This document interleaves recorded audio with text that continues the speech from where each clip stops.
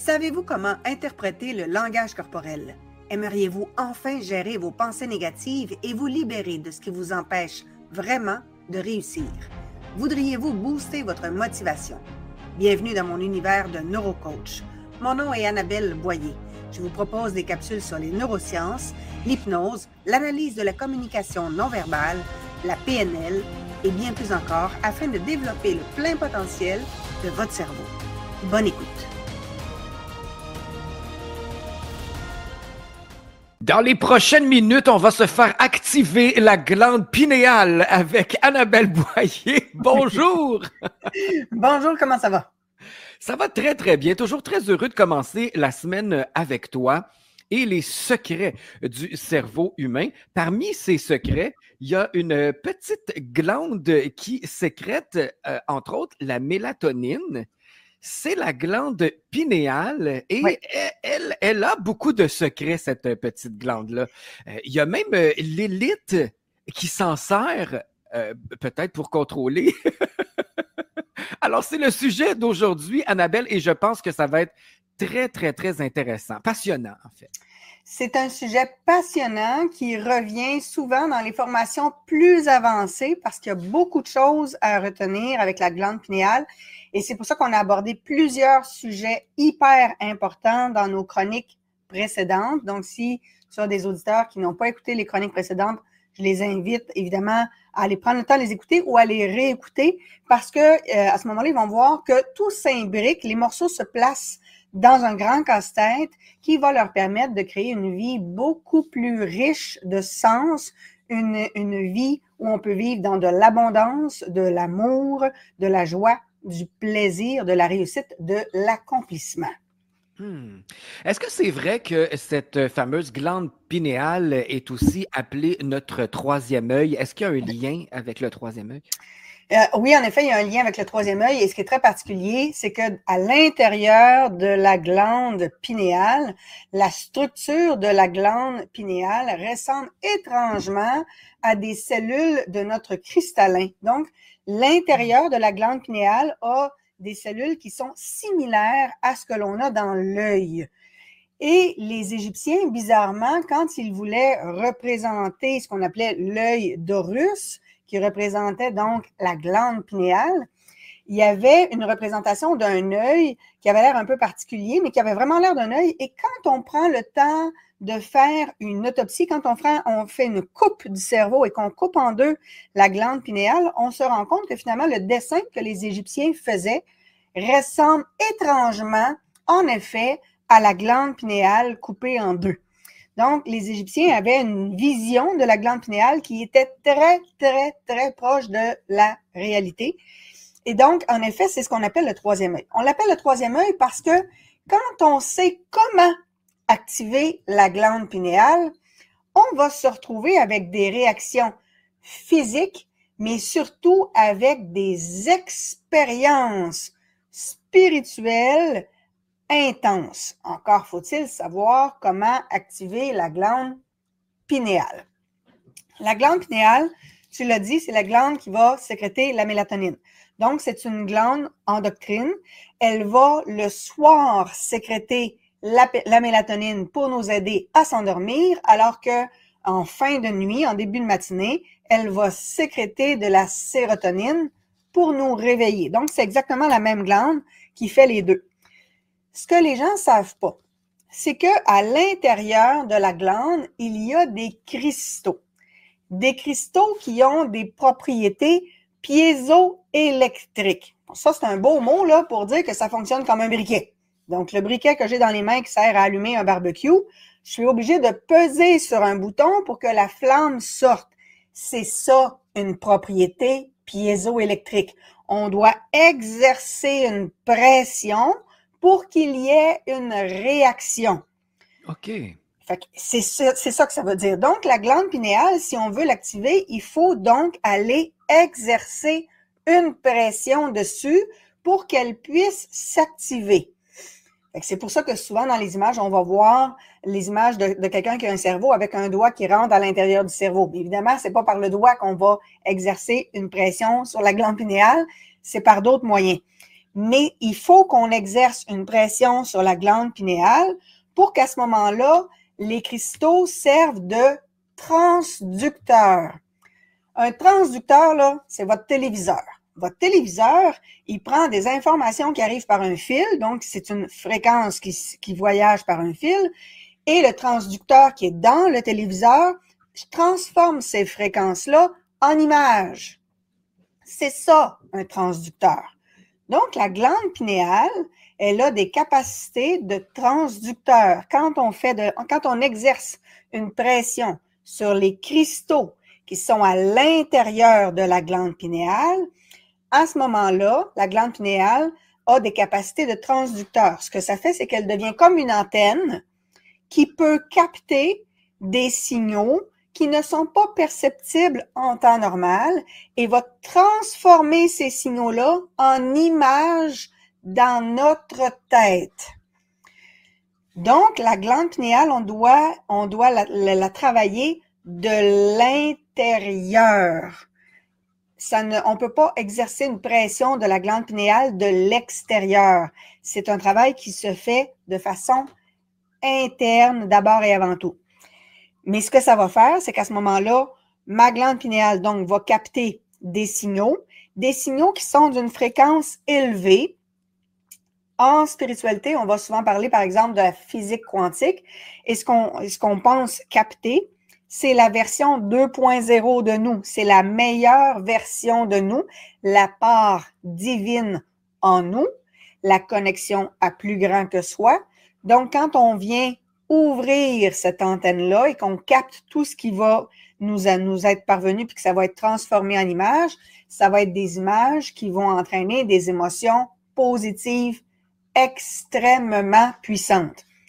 Et ça fait ça parce que dans la glande pinéale, les cristaux que l'on a, ce sont des cristaux de calcite. Ça veut dire que ça comprend du calcium, du carbone et de l'oxygène. C'est ça qui est nécessaire pour pouvoir produire de la mélatonine et de la sérotonine. Mm-hmm. Mais ce qu'on sait, c'est que quand on active la glande pinéale, à ce moment-là, la glande pinéale va se mettre à produire une forme de mélatonine qui est augmentée, qui est plus puissante, qui est améliorée. Donc, on appelle ça des métabolites de mélatonine améliorés.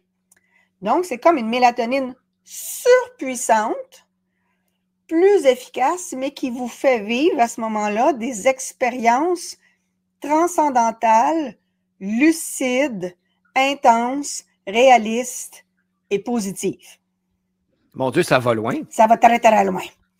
Et ce qui est très particulier, c'est que quand on exerce cette pression-là sur notre glande pinéale, ce qui va se passer à l'intérieur, c'est que notre système nerveux sympathique, dont on a déjà parlé, donc celui qui nous donne de l'énergie, se met nécessairement du côté de la lumière. Parce que je vous ai dit dans une chronique précédente, on a un système nerveux sympathique du côté de la lumière et du côté obscur. Donc, quand on est du côté de la lumière, on a de la motivation, on a de l'énergie, on a plein de projets. Mais quand on est du côté obscur, là, on est dans de l'agressivité. Donc, on a de l'énergie, mais de l'énergie négative. Ouais. Le parasympathique, quand on est du côté de la lumière, on est zen, on est dans la gratitude, on est dans un état de grâce. Quand on est dans le côté obscur, il n'y a rien qui nous tente. On est démotivé, on n'a pas d'énergie. Fait qu'on est dans le pas d'énergie négatif. Mm-hmm. Quand on active la glande pinéale, le système sympathique et parasympathique, les deux sont dans un mode lumière, donc dans un mode positif, constructif. Et ils travaillent en collaboration ensemble. Et là, la glande pinéale, quand elle est bien activée, quand les cristaux font leur travail et se mettent à produire des métabolites de mélatonine améliorés, à ce moment-là, ils vont transmettre cette information-là sous forme d'énergie à l'ensemble du cerveau et à l'ensemble du corps. Et quand ils vont transmettre cette énergie-là au niveau du tronc cérébral, ça va passer par le système réticulé activateur, dont on a déjà parlé. Et on se rappelle que dans le système réticulé activateur, c'est là où se trouvent nos croyances limitantes, nos blocages, nos blessures. Et là, tout d'un coup, on se remet à avoir un flot d'informations positives et intenses qui vient balayer le système réticulo-activateur. Et ça va ouvrir une autre section du cerveau qu'on appelle le thalamus. Le thalamus, c'est un peu comme le coordonnateur dans notre cerveau. Là, il envoie des informations un peu partout. Et ça va démultiplier cette énergie-là dans le cerveau et dans le corps. Ce qui fait que l'expérience est encore plus intense. Et on sait aussi que dans notre cerveau, au niveau de la glande pinéale, juste à côté, on a des espèces de cils. Et quand on exerce une pression sur la glande pinéale, ça va venir chatouiller ces cils-là qui eux-mêmes vont activer encore davantage les cristaux qui sont dans la glande pinéale. Fait qu'on a deux sources de stimulation par les cils et par la pression, ce qui fait qu'à ce moment-là, la glande pinéale réagit fortement. Et quand on s'entraîne beaucoup, la glande pinéale a un peu la forme d'un phallus. Fait que quand on stimule de deux façons différentes, ça va bel et bien donner une forme d'orgasme à l'intérieur du cerveau. Donc, c'est pas dans le corps, c'est vraiment à l'intérieur du cerveau, mais ça donne comme un état de grâce et de bien-être hyper intense. Alors, on peut jouir du cerveau, finalement. On a tout compris. On a tout compris. C'est fascinant, c'est très intéressant. Mais là, Annabelle, tu nous disais qu'on ne peut pas exercer une pression physique sur la glande pinéale. Alors, est-ce qu'on fait ça en mode méditation? Est-ce qu'on se l'imagine? Comment ça fonctionne? On va exercer une pression physique interne, puis la méditation ne servira à rien. Il faut vraiment le faire avec une méthode très précise. Et sincèrement, les premières fois qu'on m'a expliqué la méthode, je devais avoir un point d'interrogation dans le visage. J'ai lu je ne sais pas combien de livres, j'ai écouté je ne sais plus combien de vidéos jusqu'à ce que je fasse une formation avec Joe Dispenza. Ah, mon Dieu. Alors, imagine monsieur et madame tout le monde qui nous écoute. Écoute, puis j'ai écouté des vidéos, puis j'ai entendu du grand n'importe quoi de gens qui ne l'ont pas vraiment pratiqué. Okay. Donc, il y a des façons de faire. Et ce qui est très drôle, c'est que les pratiquants du yoga, qu'on appelle du Kundalini Yoga, avaient appris une forme de respiration qui vient justement activer cette glande pinéale-là. Donc, Joe Dispenza, il ne l'a pas inventé. Il est allé la chercher. Mais ça demande de la pratique. Il est possible que tes auditeurs aient déjà entendu parler de la respiration qu'on appelle le vacuum. Dans le vacuum, on gonfle le ventre le plus possible en inspirant, puis quand on expire, au contraire, on rentre le ventre comme si on allait mettre le nombril pour l'amener jusqu'à la colonne vertébrale. Ça, c'est le vacuum. Un vacuum 2.0, c'est que non seulement on rentre le nombril à l'expiration, mais on fait une forme de J, on rentre à l'intérieur, puis on remonte. Là, pour activer la glande pinéale, c'est l'inverse. On va devoir inspirer, mais en rentrant le ventre et en remontant vers le haut, retenir la respiration et ensuite souffler.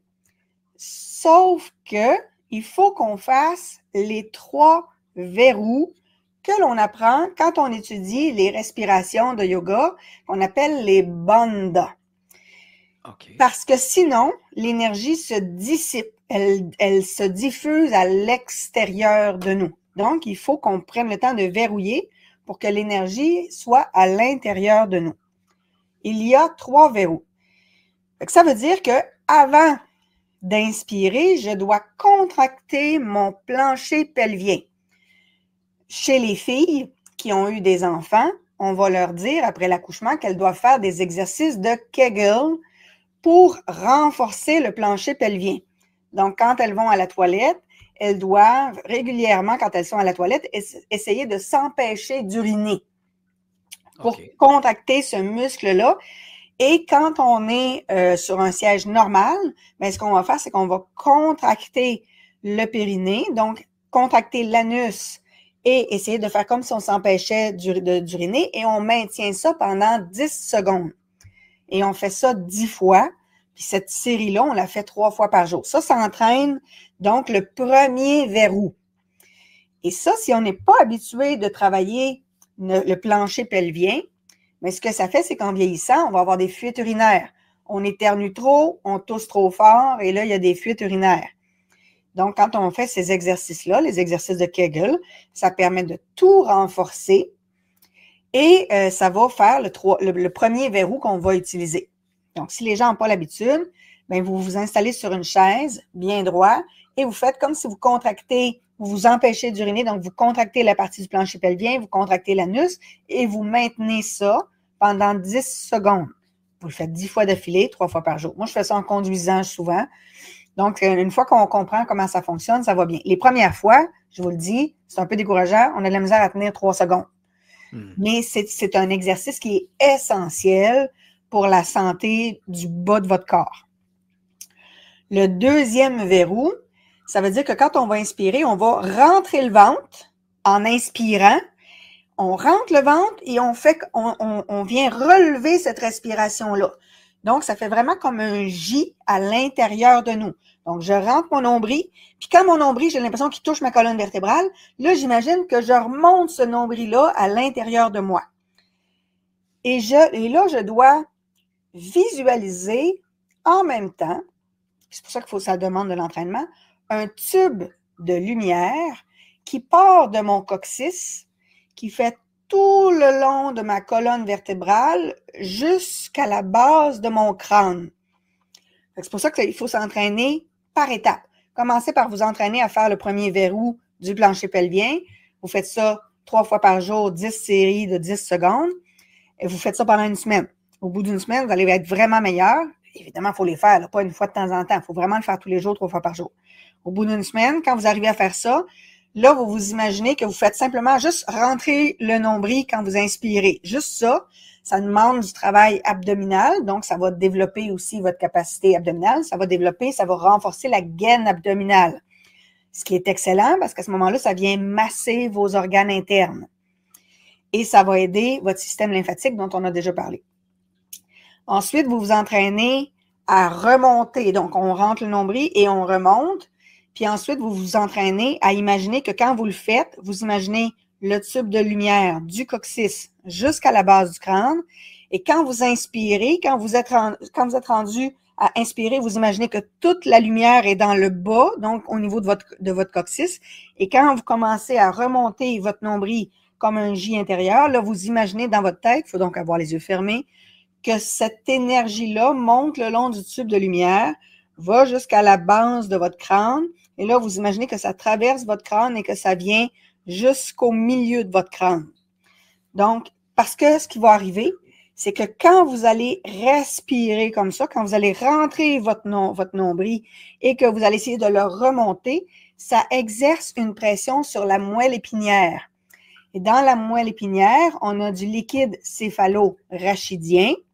Et quand on exerce une pression, parce que la respiration est intense, là, on rentre vraiment beaucoup le ventre par en dedans, on remonte, ça fait une grosse pression au niveau du dos. Et là, ça fait remonter le liquide céphalo-rachidien. Le liquide céphalo-rachidien, quand il monte, c'est lui qui va faire une pression sur la glande pinéale. Mais là, on ne veut pas que notre énergie s'en aille de notre tête. Les gens qui font des arts martiaux, on le sait, on nous dit souvent que notre colonne vertébrale doit être extrêmement droite, ce qui veut dire que je ne peux pas être comme ça. Je ne peux pas avoir la tête ni penchée par en arrière, ni trop penchée par en avant. Je dois imaginer que j'ai un fil imaginaire sur le dessus de la tête et qu'il y a quelqu'un qui tire sur le fil imaginaire qui est en ligne droite avec ma colonne. Donc si on est le plus droit possible. Oui. Okay. Si je suis en ligne droite avec ma colonne, je ne peux pas avoir la tête comme ça. Je ne peux pas avoir le menton neutre horizontal parce que là, j'ai une légère pression en arrière. Donc, ma tête dépasse ma colonne et il ne faut pas que ça soit ça. Il faut que mon crâne en arrière soit en ligne droite avec la colonne. Ce qui fait que mon menton est légèrement rentré en bas et j'imagine vraiment qu'il y a quelqu'un qui tire un fil, ce qui veut dire que moi, j'exerce une pression comme si on me tirait vers le haut. Ça fait une légère pression au niveau des mâchoires, ça fait une légère pression au niveau des trapèzes, ça fait une légère pression au niveau du cou. Donc, je maintiens ça. Fait que c'est pas que je descends mon menton, c'est comme si je m'étire vers le haut et je maintiens cette position-là. Ça, c'est mon troisième verrou.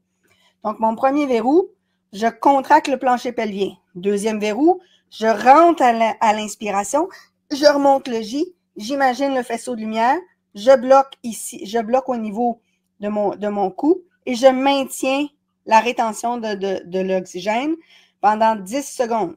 Quand je relâche, je souffle par la bouche et je relâche l'ensemble du corps.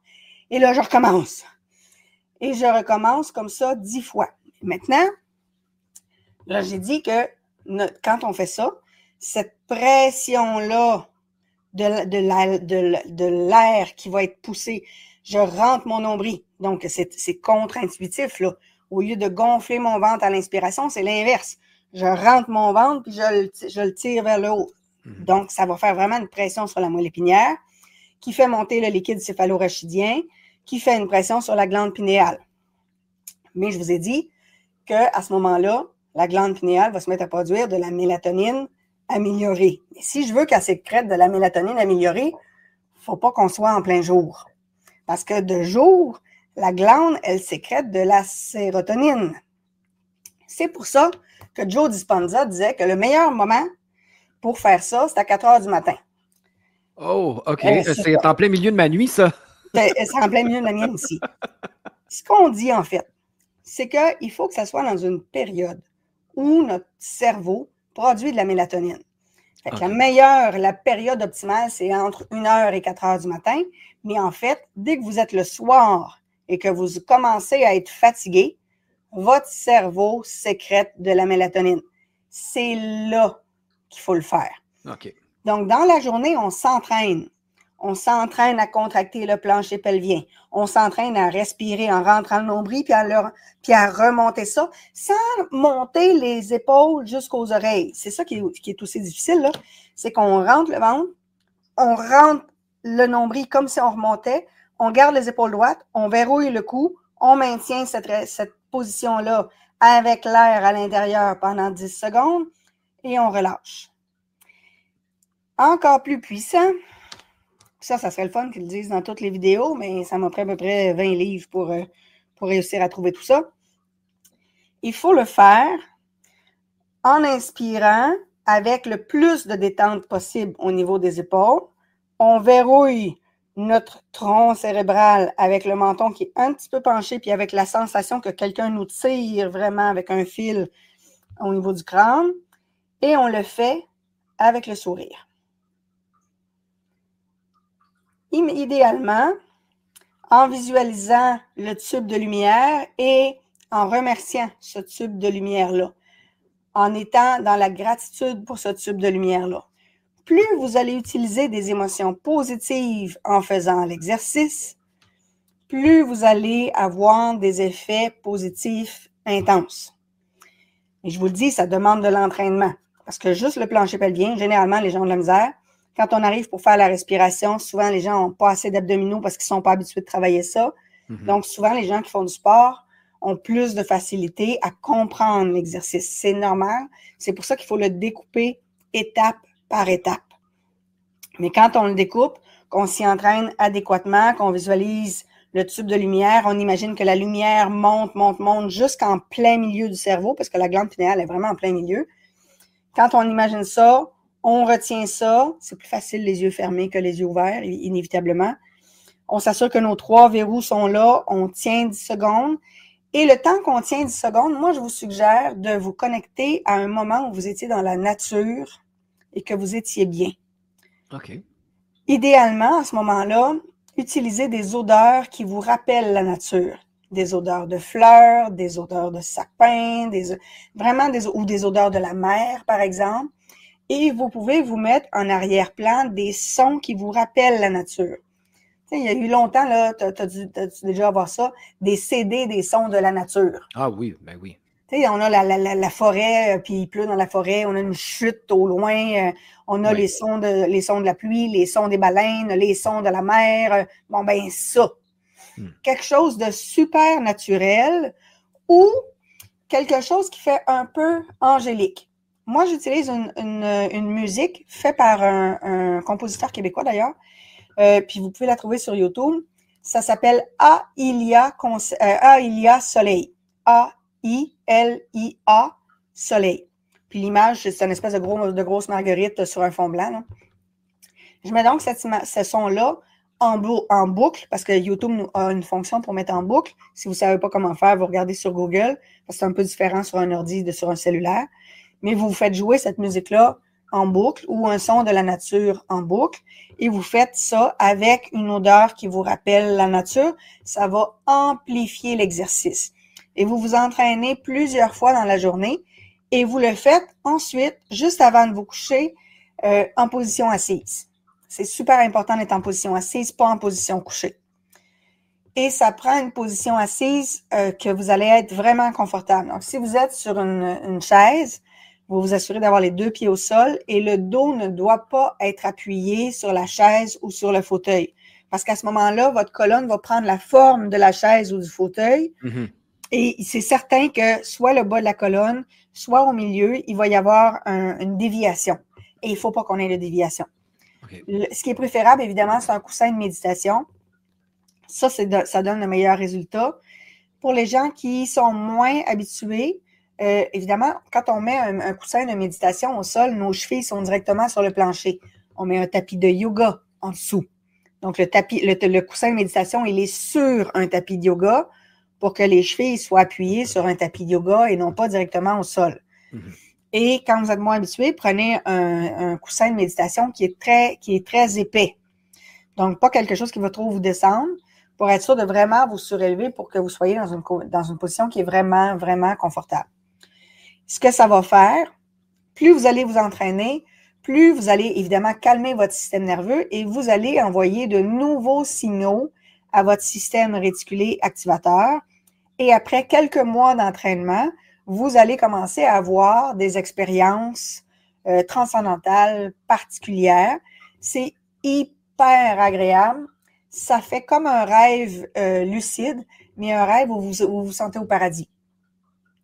Donc, ça fait vraiment un état d'immense bien-être. C'est un état dans lequel on se sent comme si on était ému par l'amour de quelque chose de plus grand que soi. Donc, ça nous permet à ce moment-là de sécréter beaucoup d'hormones et de neurotransmetteurs de bien-être qui vont se répandre partout, mais qui reprogramment aussi le système réticulé activateur. Donc, ça permet à ce moment-là vraiment de balayer dans notre système réticulé activateur les blocages que l'on avait et de les remplacer par des sentiments d'amour, de paix, de joie hyper puissants. Donc, quand on prend le temps de faire l'exercice, puis je vous le dis, ça demande de l'entraînement. Ça m'a pris beaucoup de temps pour être capable de vous donner les explications que je vous ai données aujourd'hui.